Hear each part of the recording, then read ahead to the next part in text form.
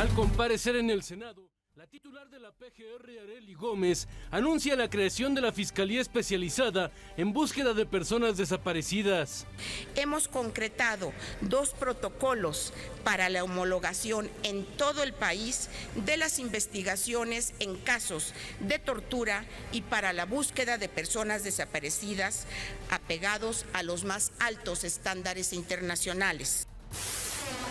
El próximo 20 de octubre, la Comisión Interamericana de Derechos Humanos presentará el informe Investigaciones y primeras conclusiones de las desapariciones y homicidios de los normalistas en Ayotzinapa.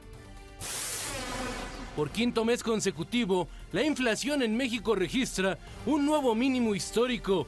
En septiembre, la tasa anual se ubicó en 2.52%. Gobernador Jaime Rodríguez el Bronco clausura Casa de Gobierno de Nuevo León. Costaba al Estado 400,000 pesos al mes. Ban Ki-moon anuncia investigaciones por nuevos casos de corrupción en la ONU. La NASA anuncia hallazgo de cielos azules y agua congelada en la superficie de Plutón. Comenzamos con el análisis. ¿Qué tal? Muy buenos días, bienvenidos al primer café este viernes. Raimundo, Paco, ¿cómo están? ¿Cómo estás? ¿Qué tal? Muy buenos días. Pues el Comité Noruego del Premio Nobel de la Paz nos sorprende a todo el mundo y pues no escogió a Angela Merkel, no escogió al Papa Francisco, no escogió al presidente de Colombia y al líder de las FARC para este proceso, para haberlos reconocido por su contribución. Y se lo otorga al Cuarteto para el Diálogo Nacional Tunecino.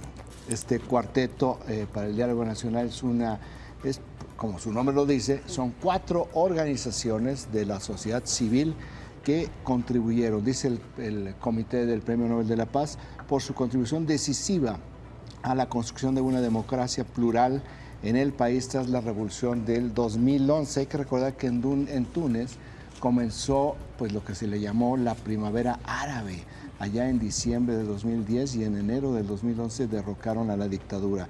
Y de ahí viene un acuerdo, gobiernos de coalición, en el cual surge como el partido gobernante Ennahda, que es un partido político islámico moderado bajo la conducción del presidente Moncef Marzouki.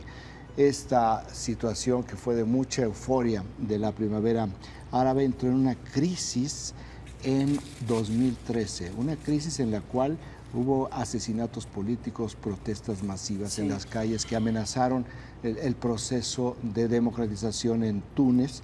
Y estos grupos de la sociedad civil, 4 grupos particularmente, la Unión General de Trabajadores Tunecinos, la Unión Patronal, la Liga Tunecina de los Derechos Humanos y la Asociación Nacional de Abogados se conjuntaron para servir como mediadores. Algo muy similar se hizo en la transición sudafricana. Fueron los mediadores, fueron los facilitadores del diálogo, fueron los que evitaron que se quebrara Túnez y que hubiera una regresión política. Este grupo, dice el comité, aquí sí lo cito, estableció un proceso político alternativo pacífico en un momento en el que el país estaba al borde de la guerra civil. Hay que decir que este trabajo que hizo este Cuarteto para el Diálogo Nacional Tunecino lo que propició es que sea el único país de la primavera árabe, de todos los países cuyas dictaduras cayeron, que sí mantuvo el sistema democrático en términos occidentales de las elecciones justas, equilibradas, competitivas y regulares. ¿Qué es lo que están premiando? Es decir, el contrafactual. Es decir, aquí pasaron cosas que no pasaron en el resto de los países, ¿no? Y eso y el hecho de que esto podría ser un modelo para otros países. O sea, lo que están subrayando es lo que representan ellos hacia... Bueno, sí, aunque el comité está reconociendo más la esperanza que un proceso terminado. Claro. Es decir, todavía no hay una consolidación. Está reconociendo el esfuerzo.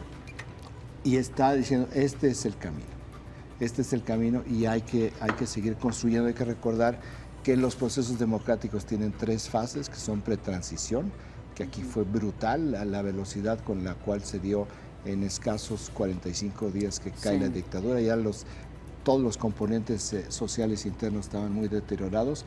Luego viene la transición, que me parece que es en el cual se encuentra Túnez, que es la parte más difícil y la más prolongada. Los procesos de transición son aquellos en los cuales se pueden dar las regresiones políticas, y ya después viene la consolidación, que es la construcción de instituciones nuevas en un sistema democrático. Pues Túnez se encuentra en medio de esta transición. Contribuyendo nada más a lo que dices, que no es un proceso terminado, el fraseo literal de la Comisión del Nobel, que dio el premio, lo fraseó como, más que nada, el premio pretende ser un estímulo para el pueblo tunecino, que pese a los grandes desafíos ha establecido las bases para una fraternidad nacional.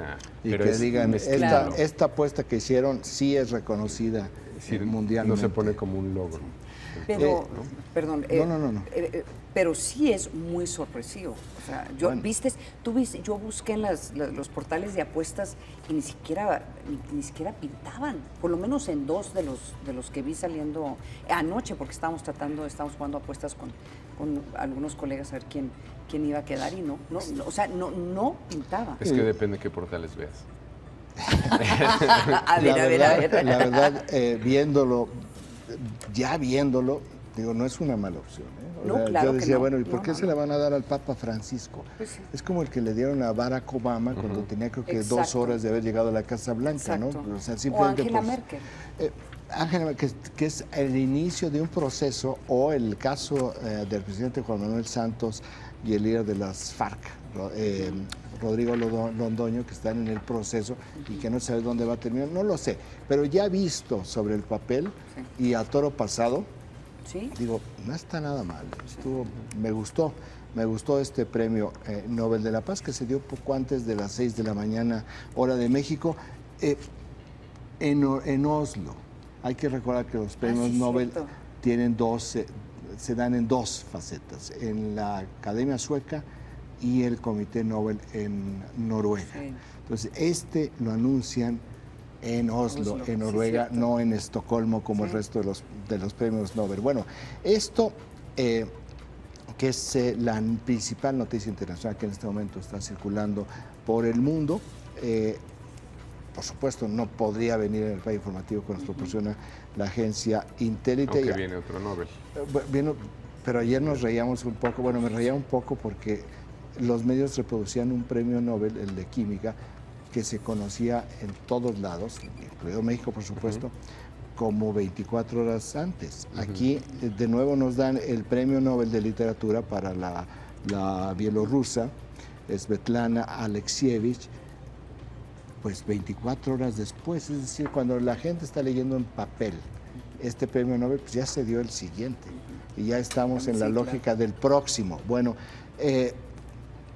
lo que no tiene el PAI informativo, porque todavía no se genera la noticia, es algo que, como pinta, puede ser muy interesante, porque hoy en Atlanta tiene su primera comparecencia ante un juez, Edgar Valdés Villarreal, la Barbie. Entonces, Edgar Valdés Villarreal, uno de los principales, o el principal lugarteniente en el prácticamente desarticulado cártel de los hermanos Beltrán Leiva, es una pieza fundamental, porque el cártel de los hermanos Beltrán Leiva eran los responsables del corredor Aeropuerto Internacional de la Ciudad de México Guerrero, y el Aeropuerto Internacional de la Ciudad de México, por donde entraba el mayor volumen de precursores químicos para las metanfetaminas. ¿Será información pública?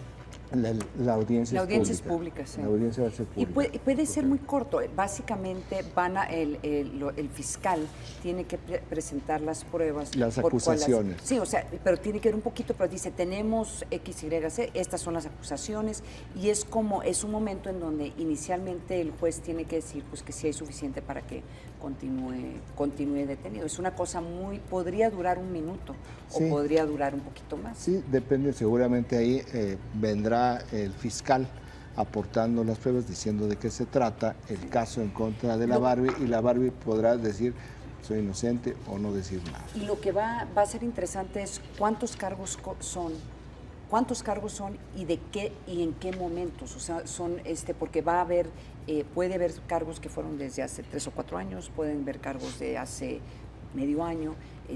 Bueno, estaba detenido en ese momento, pero entonces también va a ser interesante ver exactamente de qué se le está acusando y cuándo supuestamente cometió estos delitos. Bueno, nos vamos directamente al PAI informativo que nos proporciona la agencia Intelite. 22% de los impactos es la comparecencia de casi 5 horas de la Procuradora General Arely Gómez en el Senado con motivo de la glosa del tercer informe de gobierno. Tú decías, Paco, poco antes de entrar al aire, que te había parecido una procuradora bastante bien asentada. Respondió todo. Sí. Y con muchísima información. De hecho, ahora que vayamos a las primeras planas, casi todas las primeras traen algo y es distinto. Sí. Dijo tantas cosas. Bueno, sí. aquí sí dijo muchas cosas. La mayor parte de los medios ayer, por donde encabezaron, es por algo que me pareció el anuncio de que ya había firmado el acuerdo para crear la Fiscalía contra Desaparecidos, que hoy se publica en el Diario Oficial de la Federación. Por ahí se enfocan, me llamó mucho la atención que se enfocaran por esa parte, porque era algo que había instruido el presidente. Exacto. Que es un trámite. No era noticia. Es un asunto de trámite. El tema en el contexto era importante, pero habló sobre el crimen en Iguala, dio a conocer pues el nuevo equipo de peritos. Esa es una información que tenemos más adelante, y algo que prácticamente no viene destacado, me parece que solamente Excelsior lo trae destacado. Sí. Es algo que me sorprendió profundamente. ¿Que lo revelara? Que lo dijo, porque cuando habla del caso de la fuga de Joaquín El Chapo Guzmán, dice, hay 23 personas consignadas, de las cuales 24 personas consignadas, de las cuales una no es funcionario público, es un piloto de avión que, dice la procuradora, trasladó al Chapo Guzmán, no dice a dónde, no dijo a dónde, pero funcionarios de la Procuraduría General de la República empezaron a contar a la prensa, algunos periodistas, que el piloto lo había trasladado de Querétaro a Sinaloa. Ahora, Como información no hacía falta, da la impresión, como lo dijo, que no hacía falta que lo dijera. Eso y otro es decir, punto. Fue coma y además, por cierto, ¿no? Y otro uno de ellos es punto piloto. Importantísimo. Dice, la próxima semana va a haber consignaciones y va a venir un juez. Ahora, vamos por partes, porque estos dos elementos de la Procuradora son fundamentales. En el primer caso, lo que nos da la Procuradora, aún sin dar los detalles, revoluciona por completo la versión oficial que dio Monte Alejandro Rovido y nos cambia por completo el cronograma del Código Rojo, ¿verdad? Porque vamos a ver, el penal del Altiplano se encuentra en Almoloya de Juárez. Almoloya de Juárez está pasando, digamos, si uno sale de la Ciudad de México, está como a media hora pasando Toluca. Y menciono este dato por los aeropuertos. Ahora, pueden ser pistas clandestinas, pero en términos de aeropuertos, para poder tener una referencia, es referencia, no es información de la Procuraduría General de la República, lo más probable es que haya sido una pista clandestina, pero como referencia en kilometrajes, se encuentran a unos 45 minutos el Aeropuerto Internacional de Toluca, como a 45 minutos del Altiplano, y se encuentra como a 1 hora de distancia un aeropuerto pequeño, un aeropuerto civil en Atizapán.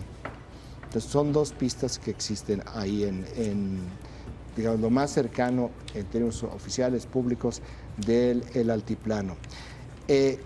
Almoloya de Juárez, o sea, si efectivamente voló, como están diciendo funcionarios de la PGR, de Querétaro a Sinaloa, ¿cuánto es primero el trayecto entre el Altiplano y Querétaro? Es decir, cambia los tiempos, ¿tú dices? Sí. O sea, cambia la... Sí. Completamente. O sea, entonces, podemos tener nosotros, según como queramos medirlo, pues de Almoloya de Juárez, que es donde está el Altiplano, a Querétaro, son 151 kilómetros en línea recta. Depende cuál tomes. Es aproximadamente 2 horas por carretera. Bueno. Puedes irte en helicóptero, puedes irte de diferentes maneras. Decíamos al Altiplano, a Atizapán es como 1 hora aproximadamente. Los vuelos entre Querétaro y Sinaloa son 861 kilómetros, es más o menos 1 hora de vuelo. Entonces, no vamos a ser absolutamente conservadores, vamos a pensar que utilizaron helicópteros, vamos a pensar que no tuvieron que llegar necesariamente a la ciudad, a Querétaro capital, que se utilizaron pistas clandestinas. Pues muy conservadoramente nosotros podemos estar pensando que el Joaquín El Chapo Guzmán tuvo al menos 1 hora libre para poderse, parece una redundancia, 1 hora para poder escapar, para poder ir hacia donde quisiera. La fuga, de acuerdo con el video que nos proporcionó a toda la opinión pública el entonces comisionado nacional de seguridad Monte Alejandro Rubido, establece que desaparece de los monitores a las 8 de la noche con 52 minutos y, si mal no recuerdo, con 22 segundos. Me estoy equivocando en los segundos, pero eso es 8:52. Dijo Monte Alejandro Rubido en una entrevista de televisión el 17 de julio que se siguieron todos los protocolos y que cuando se percataron de que había un hoyo, entonces se activó el código rojo. En los expedientes del caso Joaquín El Chapo Guzmán, el director de seguridad del penal y uno de los custodios que entraron a ver la celda, porque el primer custodio, de acuerdo con los protocolos, dijo, no lo veo, puede estar escondido, abrió y cerró la celda, pero no entró, de acuerdo con el protocolo. Los otros 2 llegaron y ven la boca del túnel, del momento en que sale, en que desaparecen los monitores, a que ven la boca del túnel, pasan aproximadamente 38 minutos. Es decir, lo que estableció el excomisionado Monte Alejandro Rubido, que el tiempo en el cual desaparece el monitor y se activa el código rojo fue de 18 minutos, de entrada en los expedientes está absolutamente desmantelado. Ahora, lo que viene en los expedientes explica cosas que sucedieron afuera del penal y que no se entendían en un principio. Los expedientes dicen que tardó poco más de 1 hora en activarse el código rojo. Por esa razón es que cuando llega la prensa al perímetro del penal de Almoloya, pues ve ya al ejército desplegado en algunas áreas, pero no lo vieron hasta las 10:30 de la noche.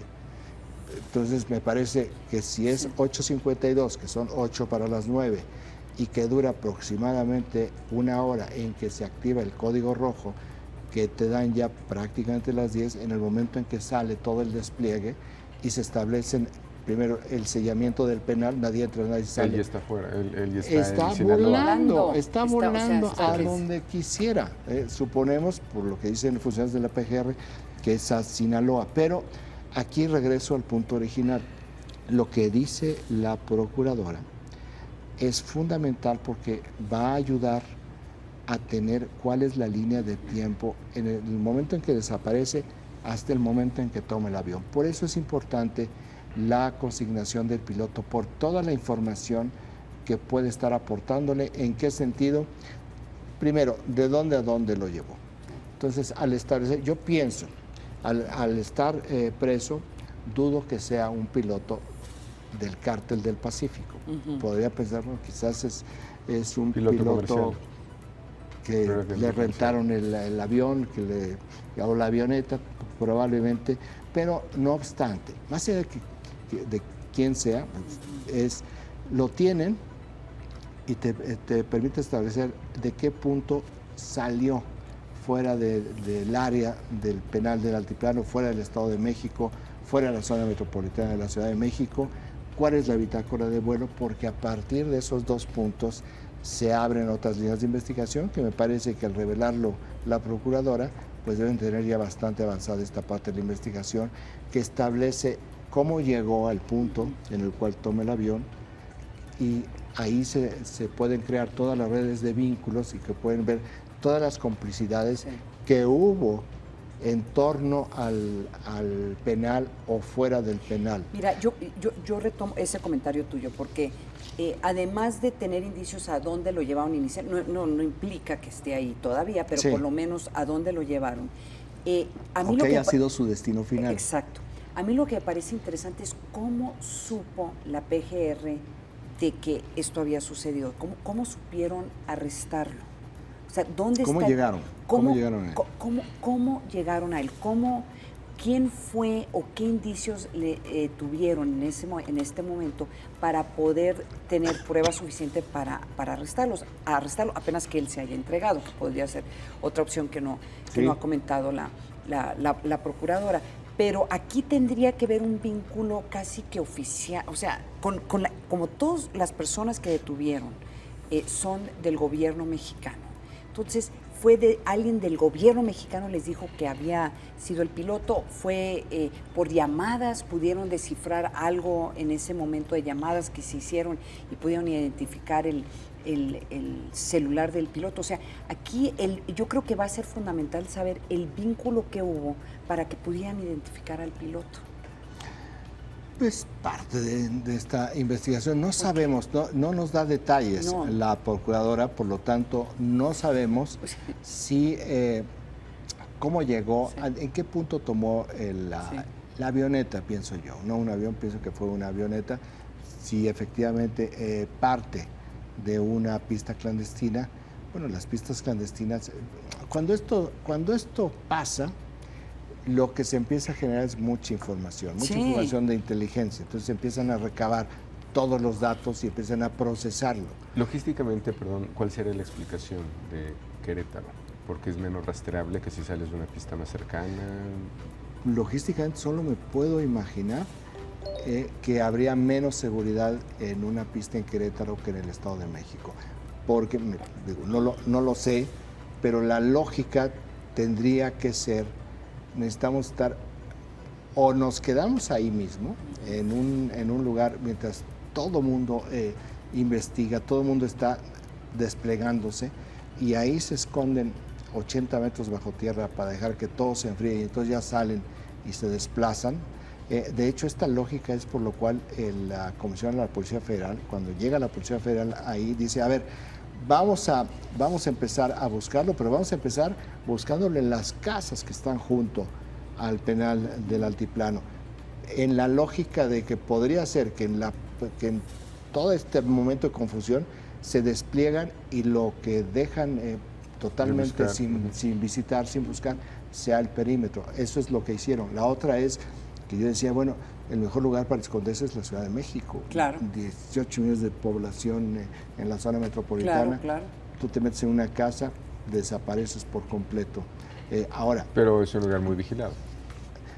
Sí hay. Claro, entonces ya vemos que no fue así, o que cuando menos en esta primera fase no fue así. Entonces, ¿por qué te vas a Querétaro? Porque tú partes del principio que cada metro que vas avanzando después de una fuga, hay ojos que te están viendo. Entonces es un poco este tipo de paranoia, este tipo de sentimiento, de tu esquema de seguridad y toda la incertidumbre, porque tú te fugas y no importa lo bien que esté planeado, cuánto dinero hayan tenido y cuántas personas estén involucradas, pues tú tienes que partir al principio que ahí, en ese momento, es zona negra, que todo puede suceder. Si tú te alejas, si tienen un tiempo para poder alejarte y tú vas, digamos, a Querétaro, cuando lleguen a descubrir, tú también partes del principio de que van a llegar a descubrir de dónde saliste, tú lo que vas ganando es tiempo. Entonces no es nada más la primera hora, es el tiempo en el cual llegan finalmente a descubrir de dónde saliste. Hay que recordar que esto fue el 11 de julio pasado, apenas vamos a llegar al 11 de octubre. Oye. ¿Cuánto tiempo, cuántos meses tuvo el Chapo para poder hacer lo que quisiera, hasta una operación? Ahora, de cirugía esto es asumiendo, plástica? lo que no dijo la procuradora es cuándo supuestamente se llevó a cabo este vuelo. Estamos asumiendo estamos asumiendo que fue esa noche. ¿Qué es lo que hizo ayer? Pero no, a lo mejor no es cierto, a lo mejor fue una semana después. No tenemos datos, tienes toda la razón. Sí. ¿Qué es lo que hizo la procuradora? Ayer, ante la presión pública sobre lo que está sucediendo con Joaquín El Chapo Guzmán, da dos dulces. Un dulce es el piloto y el otro dulce, que es espectacular, por lo que también significa, es lo del juez. ¿Por qué, Sí, claro. ¿Por qué menciono lo del juez? Porque Joaquín El Chapo Guzmán, con abogados bastante avesados, descubrieron que en esta administración el entonces comisionado nacional de seguridad, Manuel Mondragón, a diferencia de lo que había sido en el pasado, le daba entrada a todos los amparos. En el pasado se rechazaron todos los amparos de los delincuentes de mayor peligrosidad, rechazado, y venían los pleitos judiciales y rechazaban permanentemente. Aquí no, aquí Manuel Mondragón le dio entrada a todos. ¿Cuál fue el resultado? Pero Manuel Mondragón no le podía dar entrada. Esa ya es una decisión de un juez. Cuando aceptan, o sea, le dan entrada para que vaya al juez. No. El amparo lo decide el juez. Él lo decide el juez, o sea, se va directamente al juez. Manuel Mondragón no peleaba nada. No. Ese es el la punto. Ahora, diferencia. Okay. esto lo menciono porque esto sucedió mucho tiempo antes que capturaran a Joaquín El Chapo Guzmán. O sea, no está relacionado esta actitud, esta decisión de Manuel Mondragón ni con la captura ni con la fuga del Chapo. Desde de Florence Cassés, que es algo que habíamos comentado en esta mesa, tenemos una rama judicial muy garantista. O sea, la imagen, o sea, casi el mensaje que se está mandando desde la Suprema Corte es enviar, es proteger. Un poco atrás los derechos. Para poder explicar antes de llegar a esta parte que es muy importante. Entonces, se le dan entrada a todos los amparos. Los abogados de Joaquín Guzmán Loera ven el camino y empiezan a generar amparos de diferente naturaleza. Uno muy importante fue el amparo de incomunicación. Presentan un amparo contra la incomunicación y eso le permite a Joaquín Guzmán poder acreditar a 14 abogados. Sí. 14 abogados. De tal manera, lo dicen las autoridades, prácticamente pasaba más tiempo en los locutorios que en su celda. Entonces, primer punto, este proceso que tiene que ver con el Poder Judicial. Aquí entra lo que tú decías, Ana María, este perfil garantista de la Suprema Corte de Justicia. Entonces, muy respaldado por la parte del Poder Judicial. Ahí no está, desde mi punto de vista, lo que está señalando la Procuradora, sino en otro elemento que tiene que ver con el Poder Judicial, sobre el cual hubo quejas directamente al Consejo de la Judicatura. Los internos, algunos grandes capos del narcotráfico, se dieron cuenta que podían, o los abogados, empezaron a presentar amparos colectivos por diferentes razones. Que estaba mala la comida, que estaba, por ejemplo, pero todos eran condiciones sobre su estancia en la prisión. Sí, ahora, exactamente, sobre algunos otros de otra naturaleza, como lo de los abogados, pero otros que eran acciones colectivas. El juez dentro del penal, hay un juzgado en el penal, tiene autorización, o los jueces dentro de los penales tienen autorización, bueno, están facultados para notificar individual o colectivamente a los internos. Lo que sucedió es que ahí uno de los jueces notificaba colectivamente. ¿Qué es lo que empezaron a ver en el monitoreo del circuito cerrado allá adentro, la Policía Federal? Que al estar juntos los internos, mientras el juez les leía la resolución del amparo, ahí se comunicaban. En el penal del Altiplano no hay comunicación entre ellos, no hay forma, y ahí se comunicaban. Al ver eso, la Policía Federal informó al órgano desconcentrado, y Juan Ignacio Hernández Mora, que era el comisionado del órgano desconcentrado, presentó una queja en el Consejo de la Judicatura, pues es que ¿por qué no lo están notificando individualmente? Me parece, con este contexto, con este antecedente, que lo que nos desliza la Procuradora va a ir en esta Es que hay un nivel de responsabilidad. Es que te imaginas cuando se ve, ¿qué hubo, Chapo? ¿Qué hubo, Barbie? ¿Cómo te...? No, la comida... ¿Te imaginas? Es que lo que no se han de haber dicho en esos... Y entre ellos y también entre los abogados. Bueno, de todos estos personajes. Mencionaste lo de la huelga de hambre y aquel documento. En el expediente se asienta que buena parte de esas firmas son apócrifas. Mira. Incluida la de Joaquín El Chapo Guzmán. Fíjate. Pero bueno, todo esto se permite o se pudo lograr precisamente porque había este tipo de comunicación. Por ahí va a ir, por ahí no va a ir, por ahí está la investigación. Esto es lo que nos está diciendo la procuradora, pues nos dijo que la próxima semana se va a anunciar. Por eso sí, de altísima expectativa, y por eso también me sorprende tanto que estos elementos no estén directamente vinculados con la información que se publica hoy en los medios. ¿Eso hace responsable al juez podría haber por haber roto un protocolo, o lo hace responsable por presunción?